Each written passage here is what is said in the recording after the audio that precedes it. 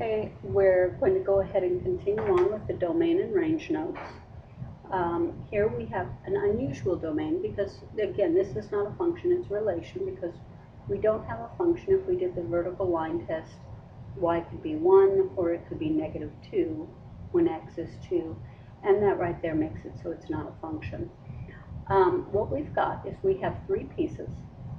And so when we look at domain to look at what are the possible x values, we have right here, it will almost be at -4, and it will definitely touch -1. So that's our first piece. We can put our x less than or equal to and less than sign. The problem comes over here. We definitely have x at 0, but we don't have to consider this because those are included in this domain. And so this, where it's got the arrow, it means it goes to infinity. So x is going to be from 0 to infinity. And you can never reach infinity, so it's always less than or greater, well, always less than infinity, greater than -infinity.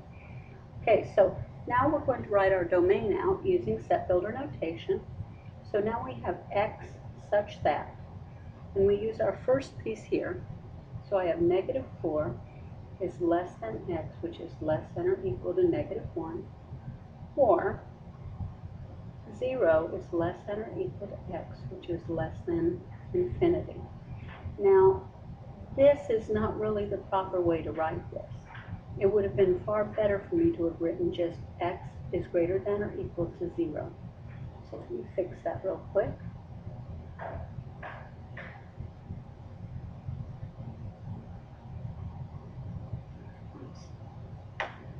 Okay, so here I could have just said x is greater than or equal to 0. And finish my set builder notation with that. Okay, if I'm going to look at the range, I'm looking this way. Now when I'm going up, this is -infinity for the y, right?